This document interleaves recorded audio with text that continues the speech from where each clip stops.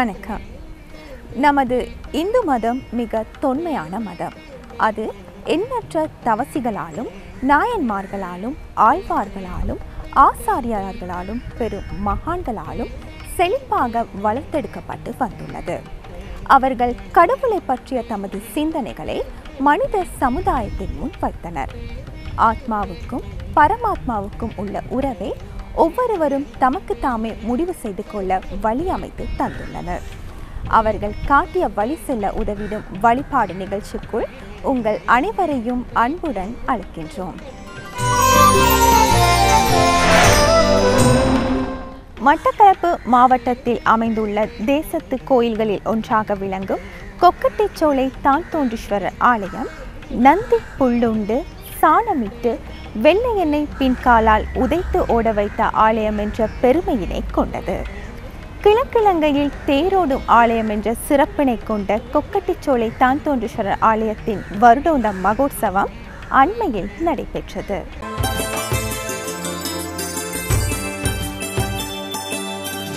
வீட்டுக்கு மண் சுமந்த பெருமானா இந்த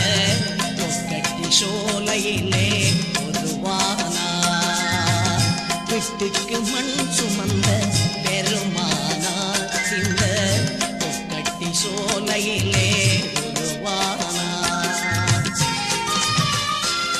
கிழக்கிழங்கையின் மட்டக்களப்பு மாவட்டத்தில் பட்டிப்பளை பிரதேச செயலாளர் பிரிவிற்குட்பட்ட கொக்கட்டிச்சோலை எனும் இடத்தில் அமைந்துள்ளது கொக்கட்டிச்சோலை தான்தோன்றீஸ்வரர் ஆலயம். மட்டக்களப்பு நகரின் தென் திசையில் சுமார் 13 கிலோமீட்டர் தூரத்தில் மட்டக்களப்பு பாவியின் மேற்கு கரையை அடுத்துதான் இந்த பதி அமைந்துள்ளது. கொக்கட்டி மரங்கள் செறிந்த சோலையாக இருந்த இடமாதலால் கொக்கட்டிச்சோலை எனும் பெயர் தோன்றலாயிற்று. கொக்கட்டி மரத்தின் கீழ் சுயம்பு வடிவமாக சிவன் எழுந்தருளியிருந்தமையினாலும் கொக்கட்டிச்சோலையில் தலம் அமைந்தமையினாலும் கொக்கட்டிச்சோலை தான்தோன்றீஸ்வரர் ஆலயம் என இந்த ஆலயம் பெயர் கொள்ளலாயிற்று. இந்த ஆலயம் மட்டுமே சிவன் கோயிலாக தனியிட சிறப்பை பெறுகிறது. 18 தினங்கள் நடைபெற்ற இந்த ஆலயத்தின் வருடாந்த உற்சவத்தில் கடந்த மாதம் 30ஆம் தேதி ஞாயிற்றுக்கிழமை திருவேட்டை மற்றும் தேர் திருவிழா என்பன சிறப்பாக நடைபெற்றன. பின்னர் மாலை மூலமூர்த்திக்கு அபிஷேக ஆராதனை நடைபெற்று கொடிமர பூஜை மற்றும் ஆலய பலம் வருதலை அடுத்து வசந்த மண்டப பூஜைகள் நடைபெற்று சுவாமி தேரில் பலம் வந்து பக்தர்களுக்கு அருள் பாலித்தார். பெரிய தேர் எனப்படும் சித்திர தேரில் சிவன் பார்வதி பகவானாகவும் பிள்ளையார் தேரில் ஆறுமுகனும் ஐங்கரனும் வீதி உலா வந்து பக்தர்களுக்கு அருள் பாலித்தனர். கிழக்கிழங்கையில் பிரசித்தி பெற்ற சிவாலயங்களில் ஒன்றாக விளங்குவது கொக்கட்டிச்சோலை தான்தோன்றீஸ்வரர் ஆலயமாகும். இந்த ஆலயத்தின் வரலாறு மிக பழமையானது என்பதை கல்வெட்டுக்கள் மூலமாகவும் கர்ண பரம்பரை கதைகள் ஊடாகவும் நூல்கள் வாயிலாகவும் அறிய முடிகிறது. அந்த வகையில் குணசிங்கன் என்னும் அரசன் மட்டக்களப்பினை ஆளும் போது கலிங்க ஒரிசா தேசத்தை அரசு புரியும் குகசேனனுடைய புத்திரியாகிய உலகநாச்சி என்பவள் மண்முனையை சிற்றரசு புரிந்த வேளையில் கொக்கட்டி மரங்கள் சூழப்பட்ட ஒரு வனத்திலே திகடன் எனும் வேடவன் தேன் எடுக்க சென்று அங்கு மரத்தினை வெட்டிய போது அதிலிருந்து ரத்தம் பாய்ந்து ஓடுவதைக் கண்டு வேடுவன் பயமடைந்து ஓடிச் சென்று அரசி உலகநாச்சியிடம் தெரிவித்தான். பிற்பாடு உலகநாச்சி அதை பார்வையிட்டு அது ஒரு சிவலிங்கம் தான் என உணர்ந்து முதலில் ஒரு கொத்து பந்தலிட்டு ஒரு ஆலயம் அமைத்து வடநாட்டில் இருந்து பட்டர்கள் 3 அழைத்து பூஜை செய்தனர் என்பது வரலாறு. இந்த சிவலிங்கம் பல நூற்றாண்டுகளுக்கு முன்னரே வழிபட்டு வந்த லிங்கம் எனவும் ஒரு கால ஓட்டத்தினால் மண்ணால் மூடப்பட்டதாகவும் தொல்பொருள் ஆய்வாளர்கள் கருதுகின்றனர். இந்த ஆலயம் கிறிஸ்துவுக்கு பின் 4ஆம் நூற்றாண்டிற்கு முற்பட்டதென்றே நாம் அதன் காலத்தை நிர்ணயம் செய்யலாம். மேலும் இவ்வாலயம் குலக்கோட்டன், கலிங்க மாகோன், விமலதர்ம சூரியன், விக்ரமராஜசிங்கன் முதலிய மன்னர்களால் பரிபாலிக்கப்பெற்ற ஆலயமாக திகழ்கிறது.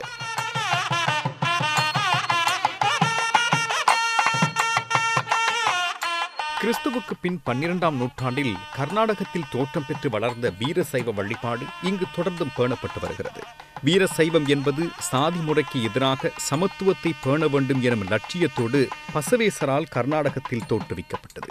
இந்த சமயம் கலிங்காமக்கோனால் கிறிஸ்துவுக்கு பின் 13ஆம் நூற்றாண்டில் இவ்வாலயத்திற்கு கொண்டு வரப்பட்டது.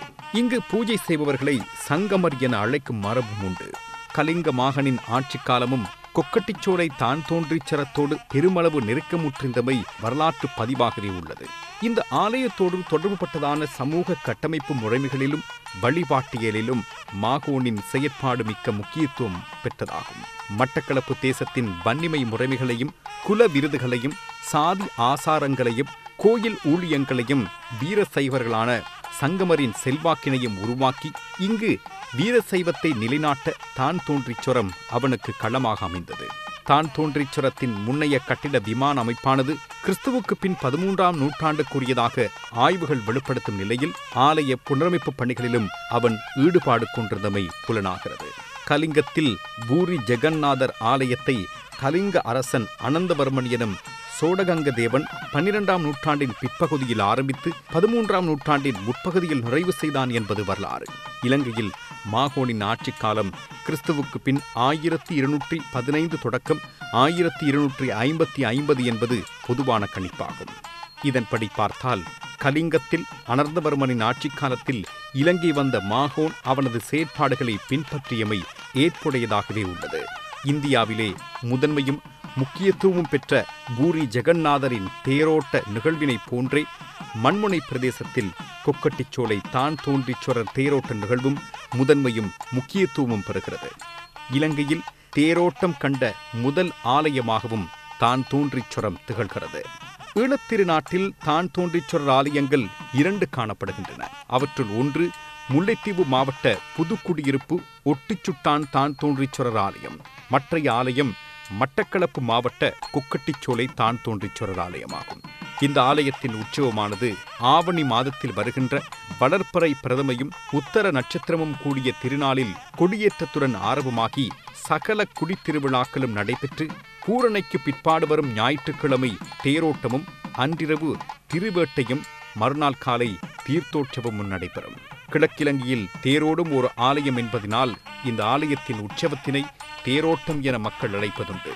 இத்தேர்கள் தர்மசிங்க மன்னனால் சோழ நாட்டிலிருந்து கிறிஸ்துவுக்கு பின் 958 சிற்பிகளை வரவழைத்து 3 தேர்களையும் அமைத்தான் என மட்டக்களப்பு மான்மியம் கூறுகிறது.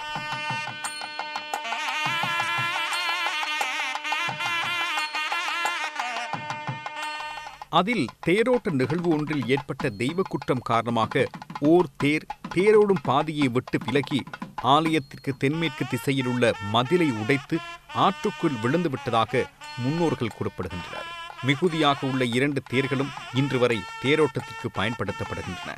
பல கலை சிற்பங்கள் நிறைந்த சித்திர தேரிலே உமையவள் சகிதம் சிவபெருமானும் மற்றைய சிறிய தேரில் பிள்ளையாரும் எழுந்தருளி பக்தர்களால் வடம் பிடித்து வீதி வலம் இழுத்து வரும் காட்சி அற்புதமாய் இடம்பெற்றது.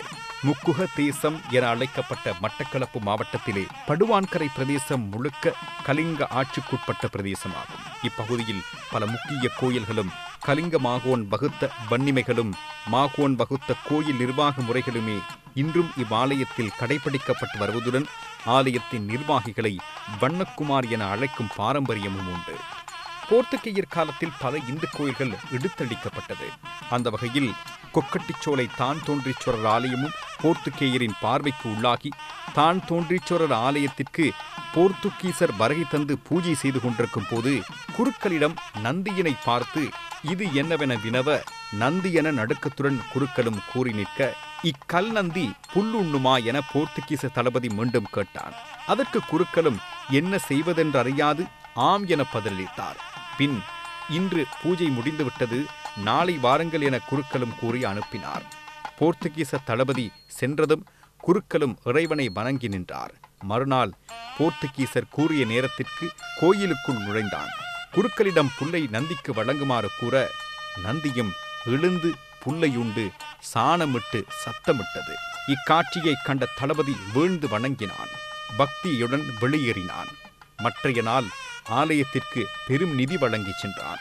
இவ்வாறு பல அற்புதங்கள் நிகழ்ந்த ஆலயமாக கொக்கட்டிச்சோலை ஸ்ரீ தான் தோன்றீஸ்வரர் ஆலயம் போற்றப்படுகிறது. கிழக்கு நோக்கியதாக சிகர கோபுரத்துடன் அமைந்துள்ளது இந்த ஆலயம். உள்வீதியில் பிள்ளையார், அருணாசலேஸ்வரர், விஷ்ணு, நாகதம்புரான், முருகன், சண்டேஸ்வரர், வைரவர், நவக்கிரகங்கள் போன்றவற்றுடன் யாகசாலை, ஆகமசாலை, தீர்த்த கிணறு, நந்தி, பலிபீடங்கள், கொடித்தம்பம் என்பன உள்ளன. தீராத நோய்கள் நீங்குகின்றன. ஆற்றுணா துன்பங்கள் இங்கு நீங்குகின்றன. இவையெல்லாம் உண்மையான பக்தர்களுக்கு இறைவன் காட்டும் இன்னருளாகும். அவர் காட்டும் அற்புதங்கள் சொல்லில் அடங்காதவையாகும். இதற்கு ஈடாக அங்க பிரதட்சணை, மாவிளக்கேற்றல், கற்பூரச்சட்டி, காவடி எடுத்தல், வாயலகிடுதல் போன்ற நேர்த்திக்கடலை நிறைவேற்றும் பக்தர்களையும் கணக்கிட முடியாது.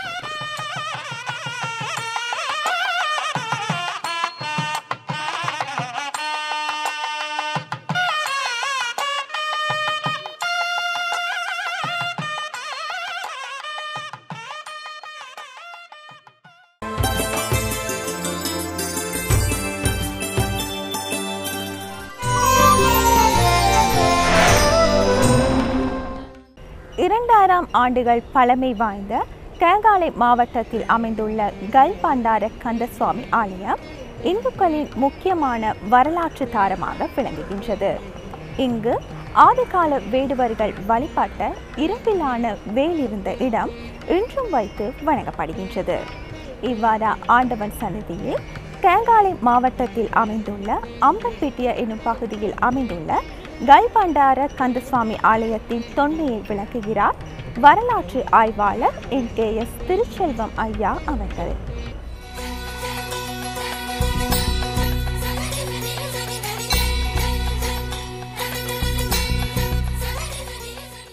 வசந்தம் தொலைக்காட்சி நேயர்கள் அனைவருக்கும் வணக்கம்.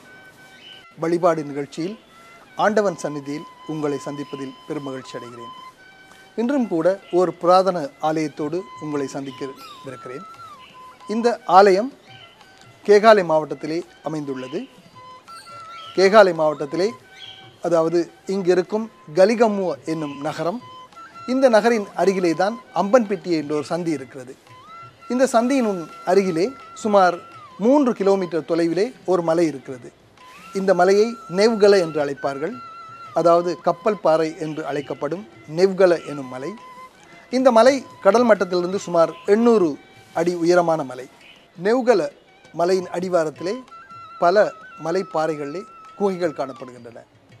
இங்கு மொத்தமாக 4 குகைகள் இருக்கின்றன. இந்த 4 குகைகளிலும் பண்டைய காலத்திலே முருக வழிபாடு, அதாவது வேல் வழிபாடு நிலவிதியாக கூறப்படுகிறது.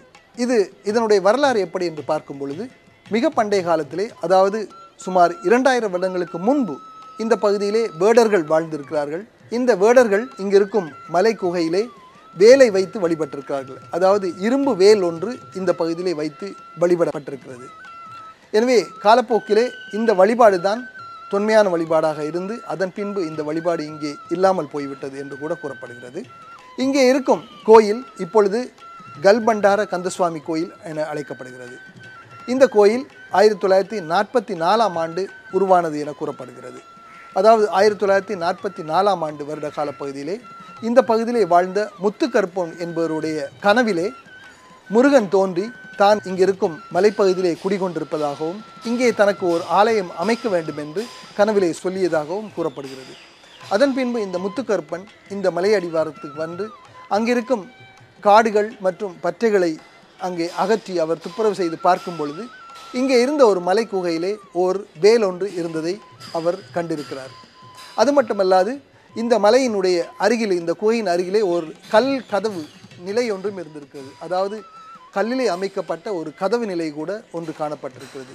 எனவே இந்த கல்கதவு நிலையும் இங்கிருந்த வேலும் இங்கிருந்த ஒரு பழமை வாய்ந்த ஓர் வேல் வழிபாட்டு தலம் என்பதை அவர் புரிந்து கொண்டு அதன் பின்பு இந்த குகையிலேயே முருகனுக்கு சிலை அமைத்து இங்கே வழிபாடு நடத்தியுள்ளார்.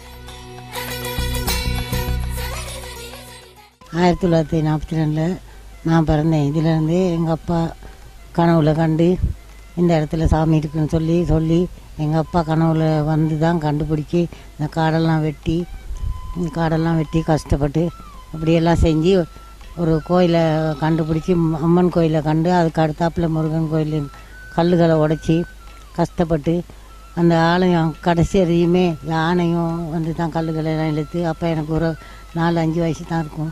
அதுலேருந்தே இங்கே தான் நாங்களும் இருக்கோம். அப்படியெல்லாம் இருந்து அதுக்கு பிற்பாடு நடுக்க நல்லா திருவிழா கோயில்களை நல்லா பெருசாக நடத்தினார். அப்படி நடந்துக்கிட்டு வரக்குள்ள நல்ல பெருசாகவே நல்லா 15 நாள் திருவிழாவும் நடத்திச்சு. ஆடி திருவிழா, பங்குனி திருவிழா எல்லாமே ஒரு செல்வாக்காக நடந்த ஒரு கோயில் தான். அப்போ எப்படி அவர் இறந்தது 1972 2வது மாதம் 1ஆம் தேதி அவர் இறந்தது. அதுக்கு அப்பையும் கூட அவரோட சடலமெல்லாம் இங்கேயே செஞ்சு அதுக்குன்னு கோயில் ஒன்று கட்டி இந்த எல்லையிலே அப்படி நடக்கிற கோயில் இன்றைக்கும் நல்லா ஜனங்கள் வருது. அப்போவும் நல்லா திருவிழாக்கெல்லாம் நடந்து மேலதாளமெல்லாம் எந்த ஒரு பிரியனும் இல்லாமல் கரகாட்டம் காவடி ஆட்டம் எல்லாமே இந்த கோயிலில் ஒரு சிறப்பாக நடந்த ஒரு இடம். அது இருந்தாலும் எங்களுக்கு இப்போ நடக்க வர பாதைகள் தான் கொஞ்சம் சிரமமாக இருக்குது. ஜனங்கள் எப்போதுமே வந்து நடுக்க கோயிலுக்கு வச்சு நேர்த்திக்கடன்களை வைக்கிறாங்க. எல்லாமே சரி வந்து அவங்களோட கடமைகளை வந்து செஞ்சு பாரம் கொடுத்துட்டு போகிறாங்க. அது நெடுகவே நடந்துக்கிட்டு இருக்குது. இப்போ எனக்கும் 77 வயசு, அதே மாதிரி கோயிலுக்கும் 77 வயசு பிறந்துருச்சு. இது வரைக்குமே ஜனங்கள் எப்போதுமே நடுக்க வந்துக்கிட்டு இருக்க ஒரு இடம் தான். நல்ல பெருமதியான பேர் போன ஒரு கல் பண்டாரம் கோயில்னு சொன்னால் இதுதான். நெவுகலை மலைன்னு சொல்கிறது, சிங்களத்துக்கு நெவுகலை கந்தன்னு சொல்லுவாங்க, தமிழுக்கு கல் பண்டாரம்னு சொல்லுவாங்க. எல்லா தெய்வங்களும் இதுக்குள்ளே தான் இருக்குது. அம்பன்பிட்டிய சந்தியிலிருந்து மலைக்கு செல்லும் வழியிலே இருமருங்கிலும் ரப்பர் தோட்டங்கள் இருக்கின்றன. ரப்பர் தோட்டங்கள் மட்டுமல்லாது இந்த ரப்பர் தோட்டத்தின் நடுவிலே ஒரு குடியிருப்பு கூட அமைந்திருக்கிறது. இங்கே மக்கள் இந்த ரப்பர் தோட்டத்திலே வேலை செய்யும் மக்கள் வாழ்கிறார்கள். கல்பண்டார கந்தசுவாமி கோயில் அமைந்திருக்கும் இந்த பகுதியிலே பல பரிவார கோயில்கள் காணப்படுகின்றன. அதாவது இந்த மலை அடிவாரத்துக்கு செல்லும் பாதையின் இருமருங்கிலும் மாமரச்சோலை காணப்படுகிறது. இந்த மாமரச்சோலை நடுவிலே இடையிடையே ஏராளமான பரிவார கோயில்களை அங்கே கட்டியிருக்கிறார்கள். சிறு சிறு கோயில்களாக அவை காணப்படுகின்றன. மிகவும் ரம்மியமான ஒரு சூழ்நிலையிலே மாமரச்சோலையிலே இந்த கோயில்கள் அங்கொன்றும் இங்கொன்றுமாக அமைக்கப்பட்டிருக்கின்றன. இவற்றையெல்லாம் கடந்து சென்றவுடன் தான் அங்கே மிகப்பெரிய முற்றம் ஒன்று இருக்கிறது. இந்த முற்றத்தின் முடிவிலே 4 கற்குகைகள் காணப்படுகின்றன. இந்த கற்குகைகளின் உள்ளே தான் சிவன் மற்றும் முருகன், அது மட்டுமல்லாது மாரியம்மன், ராமர், கிருஷ்ணர், பத்தினியம்மன் போன்ற தெய்வங்களுக்கு சுதையிலே சிலைகளை வடித்து அங்கே வழிபட்டு வருகிறார்கள். எனவே இந்த முத்துக்கற்பன் என்று சொல்லப்படுகின்ற அவருடைய கனவிலே தோன்றி இங்கு அமைக்கப்பட்டிருந்த இந்த கோயில் அதன் பின்பு அவருடைய சந்ததியினரால் இன்றும் பராமரிக்கப்பட்டு கொண்டிருக்கிறது. இந்த கோயில் சொல்லப்போனால் பலருக்கு தெரியாத ஒரு கோயிலாக காணப்படுகிறது. ஏனென்றால் இந்த கோயில் பிரதான பாதையிலிருந்து ரப்பர் தோட்டத்தின் உள்ளே அங்கிருந்தும் சற்று தொலைவிலே இந்த கோயில் இருப்பதனால் பலர் இந்த கோயிலுக்கு சென்று வருவதில்லை. எனவே இந்த கோயில் ஒரு மறைமுகமான ஒரு இடத்திலே இருப்பதாக தோன்றுகிறது. எனவே இப்படிப்பட்ட கோயிலுக்கு ஒவ்வொரு வருடமும் திருவிழா காலங்களிலே மக்கள் ஏராளமாக ஆயிரக்கணக்கிலே சென்று இந்த கோயிலை வழிபட்டு வருகிறார்கள். அது மட்டுமல்லாது இந்த கோயில் மிக தொன்மையான ஒரு கோயிலாக காணப்படுகிறது. கல்பண்டார கந்தசுவாமி கோயிலிலே சுமார் 2000 வருடங்களுக்கு முன்பு வேடர்களால் வழிபடப்பட்டு வந்த இரும்புவேல் காலப்போக்கிலே துருப்பிடித்து அது அழிந்து போய்விட்டது என்று கூறப்படுகிறது. இந்த இரும்புவேல் இருந்த இடம் அந்த ஒரு சிறிய குகை. இன்றும் கூட அர்ச்சகர்களால் அந்த இடத்திற்கு தினமும் சென்று அவர்கள் அங்கே தீபத்தை ஏற்றி பூஜை வழிபாடுகள் நடத்தி வருகிறார்கள். இந்த இரும்புவேல் வைக்கப்பட்டிருந்த இந்த சிறிய குகை, இந்த குகைக்கு பின்பக்கத்திலே மலை அடிவாரம் இருக்கிறது. பண்டைய காலத்திலே இந்த மலை அடிவாரம் ஊடாக அங்கே கதவு நிலை இருக்கும் இடத்திற்கு சென்று அங்கே குகைக்கு செல்லக்கூடிய ஒரு வழி இருந்திருக்கிறது. ஆனால் இன்று இந்த மலை அடிவாரம் சுமார் 800 மீட்டர் பாதாளத்திலே படுபாதாளத்திலே செங்குத்தாக காணப்படுவதால் இந்த கதவு நிலை இருக்கும் இடத்திற்கு இப்பொழுது மக்களால் செல்ல முடியாத வகையிலே அது தூர்ந்து போயிருக்கிறது. எனவே இந்த கதவு நிலையை கூட இன்று பார்க்கக்கூடியதாக இல்லை. எனவே இப்படிப்பட்ட மிகவும் தொன்மை வாய்ந்த ஒரு ஆலயம் இந்த பகுதியிலே, அதாவது கல்பண்டார கந்தசுவாமி கோயிலிலே அமைந்திருப்பது மிகவும் போற்றத்தக்கது. இப்படிப்பட்ட ஒரு இடத்திலே பல பரிவார கோயில்கள் இன்றும் காணப்படுகின்றன. இந்த 4 கோயில்களிலே முருகன் மட்டுமல்லாது வேல் மட்டுமல்லாது சிவன் மற்றும் ராமர், பத்தினியம்மன், மாரியம்மன், கிருஷ்ணர் ஆகியோர்களுக்கு கூட சுதையிலே சிலைகள் அமைக்கப்பட்டு அவற்றிற்கு பூஜை வழிபாடுகள் நடத்தப்படுகின்றன. இந்த கல்பண்டார எனும் தெய்வம் முருகனிடம் வரம் பெற்று ஒரு காவல் தெய்வம் என்று ஹென்றி பாக்கர் குறிப்பிட்டுள்ளார். ஹென்றி பாக்கர் தன்னுடைய நூலான ஏன்ஷியன்ட் சிலோன் என்னும் நூலிலே இந்த கல்பண்டார தெய்வம் பற்றி குறிப்பிட்டிருக்கிறார். அதாவது இந்த முருகனுக்கு பல பெயர்களை கொண்டு பண்டைய காலத்திலே சிங்கள மக்கள் உட்பட, வேடர்கள் உட்பட, தமிழ் வேடர்கள் கூட பலர் முருகனை பல பெயர்களை அழைத்திருக்கிறார்கள். இதிலே ஒரு பெயர்தான் கலே பண்டார என்று சொல்லப்படுகிறது. அது மட்டுமல்லாது இந்த கலே பண்டார என்னும் தெய்வம் கலே யக்கா என்றும் கலே தெவியா என்றும் அழைக்கப்படுகிறது. இவற்றையெல்லாம் வைத்து பார்க்கும் பொழுது முருகனை மலை தெய்வம் என்று சொல்வார்கள். இதுபோல் சிவன் கூட ஓர் மலைத்தெய்வமாக குறிப்பிடப்படுகிறார். தமிழ்நாட்டிலே பல மலைகளிலே சிவனும் முருகனும் குடிகொண்டிருக்கிறார்கள். எனவே இந்த கலே பண்டார எனும் தெய்வம் அல்லது கலே யக்கா என்று சொல்கிற தெய்வம் அல்லது கலே தெவ்யா என்று சொல்லப்படுகிற தெய்வம் முருகனா அல்லது சிவனா என்பது கூட வரலாற்று ஆய்வாளர்கள் மத்தியிலே சில முரண்பாடுகள் இருக்கின்றன. அந்த வகையிலே பார்க்கும் பொழுது இந்த கல்பண்டார கோயிலிலே, அதாவது இந்த நெவ்கல என்று சொல்லப்படுகின்ற கப்பல் மலையிலே பண்டைய காலத்திலே முருகன் மட்டுமல்லாது சிவன் கூட குடிகொண்டிருக்கலாம் என்றும் கூட நம்பப்படுகிறது. எனவே இந்த இப்படிப்பட்ட தொன்மை வாய்ந்த இந்த கோயிலினுடைய அருகிலே இன்னும் ஒரு இடம் கூட இருக்கிறது. அதாவது யட்டகலேன் என்று சொல்லப்படுகின்ற ஒரு இடம் இங்கிருந்து சுமார் 4 கிலோமீட்டர் தூரத்திலே இருக்கும் ஒரு இடம். இந்த இடத்திலே பல மலைக்குகைகள் காணப்படுகின்றன. இந்த மலைக்குகைகளிலே மொத்தமாக பல கல்வெட்டுகள், பிராமி கல்வெட்டுகள் காணப்படுகின்றன. இந்த கல்வெட்டுகளே 3 கல்வெட்டுகளிலே சிவன் என்ற பெயர், சிவ என்ற பெயர் பொறிக்கப்பட்டிருக்கிறது. எனவே இப்படிப்பட்ட மிகவும் தொன்மையான இந்த கல்பண்டார கந்தசுவாமி கோயில், இந்த கோயில் அமைந்திருக்கும் இந்த வளாகம், இந்த மலை, இங்கே காணப்படும் குகை, இதன் அருகிலே காணப்படும் கல்வெட்டுகள், இவை எல்லாமே மிக பண்டைய காலத்திலே இந்த இடத்திலே முருக வழிபாடு அல்லது சிவ வழிபாடு, வேல் வழிபாடு கூட இருந்திருக்கும் என்பதற்கு ஆதாரங்களாக அமைகின்றன. இந்த கோயில் இருக்கும் அந்த அமைவிடம், இதனுடைய சூழ்நிலை போன்றவற்றை வைத்து இது ஈழத்து பழமுதிர்ச்சோலை என அழைக்கப்படும் ஒரு கோயில் என்று பல குறிப்புகளிலே காணப்படுகிறது. மிக முக்கியமாக இலங்கையிலே இருக்கும் இந்த ஓர் நூலிலே இந்த பெயர் குறிப்பிடப்பட்டிருக்கிறது. அதாவது இலங்கை இந்து கலாச்சார திணைக்களத்தினால் வெளியிடப்பட்ட இலங்கை திருநாட்டின் இந்து கோயில்கள் என்னும் நூலிலே இந்த கல்பண்டார கந்தசுவாமி கோயில் ஈழத்து பழமுதிர்ச்சோலை என குறிப்பிடப்பட்டிருக்கிறது. எனவே இப்படிப்பட்ட மிகவும் அருமையான ஒரு முருகன் கோயில். இந்த கோயிலுக்கு நான் 2 தடவைகள் சென்றுள்ளேன். இங்கு சென்று இந்த கோயில் மற்றும் இந்த கோயில் அருகிலே இருக்கும் மலையடிவாரம், குகைகள் போன்றவற்றை ஆராய்ந்து இந்த தகவல்களை வசந்தம் தொலைக்காட்சியினூடாக உங்களுக்கு வழங்குவதில் பெருமகிழ்ச்சி அடைகிறேன். நன்றி, வணக்கம்.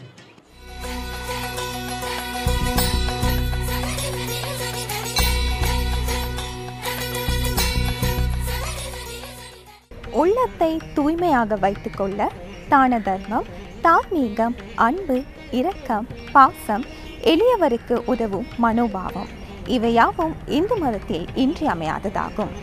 துன்பம் வரும்போதும் துயரம் வரும்போதும் இனி உயிர் வாழ மாட்டோம் என்ற நிலை வரும்போதுதான் கடவுளின் நினைப்பு வருகிறது. காலம் கடந்து உணர்வதில் பயனில்லை. மறைப்பொருளாக மேற்கொள்ளும் சடங்குகளில் இலைமறை காய்மறைவாய் சில நன்மைகள் உண்டு. நம் சம்பிரதாயங்களுக்கு மதிப்பளிப்போம். மீண்டும் மற்றொரு வழிபாடு நிகழ்ச்சியில் சந்திக்கும் வரை நன்றி, வணக்கம்.